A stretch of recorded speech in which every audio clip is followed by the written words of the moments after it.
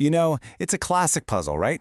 Two people can look at the exact same world, the same stars, the same history, even the same book. And one sees the hand of God in everything, while the other sees, well, nothing. Now, we usually chalk this up to things like intelligence or evidence or how you were raised, but what if the problem isn't the data? What if the issue is with the actual hardware we're using to process it? Okay, so let's just dive right into this really fascinating idea. What if, for one of those two people, a key part of their mind simply isn't working the way it was designed to?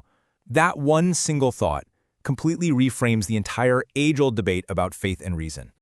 So this whole framework comes from a really influential philosopher named Alvin Plantinga. He argued that, in the Christian worldview, sin did way more than just break us morally. He suggested it actually caused what he called an epistemic malfunction. Basically, a deep-seated damage to our ability to know things, especially the most important things. To build his case, Plantinga kind of splits all the objections to faith into two big buckets. First, you've got de facto objections. That's just the straightforward claim that Christianity is false. But then you have de jure objections, which is the claim that believing is irrational or unjustified, whether it's true or not. And here's Plantinga's crucial move. He says you can't really make that second argument without first winning the first one. I mean, think about it. If God actually exists, how could it possibly be irrational to believe in him? Okay, so if our cognitive hardware is damaged, what part is it exactly? Well, Plantinga points to a very specific faculty that he believes is the source of the problem. He borrows a term from the theologian John Calvin, calling it the Sensus Divinitas, which is really just a fancy Latin phrase for a sense of the divine. And you can think of this just like your other cognitive faculties, like your sight or your hearing or your memory. Plantinga argues it was designed to be this natural belief-forming sense that would just automatically create an awareness of God from the world around us. And this right here is the absolute core of the malfunction. In Plantinga's model, sin has corrupted that sensus divinitas. It's like a finely tuned instrument that's been dropped and knocked completely out of key. It just doesn't work the way it's supposed to anymore. So what you get is this profound asymmetry. From this point of view, the difference between a believer and a non-believer isn't about one being smarter or having better arguments. It's a difference in cognitive function. The best analogy is probably colorblindness. You have two people looking at the exact same thing, but one person's perceptual equipment literally prevents them from seeing a color that is really there. The problem isn't the data, it's the receiver. And this brings us to the turning point. Because if your mind itself is broken, well, thinking harder isn't going to fix it. You can't reason your way out of a cognitive malfunction. According to this model, you need something or someone to come in from the outside and actually perform a repair. This is the impasse. You've hit a wall. A corrupted system can't decorrupt itself. Any conclusion it comes to would be suspect, right? This whole problem sets the stage for a solution that has to come from somewhere beyond just the human mind. And the agent of this repair, in Plantinga's system, is the Holy Spirit. He calls it the internal instigation of the Holy Spirit. Now, this isn't just about downloading new information. It's a fundamental repair of our cognitive and our emotional faculties. It's a three-step process.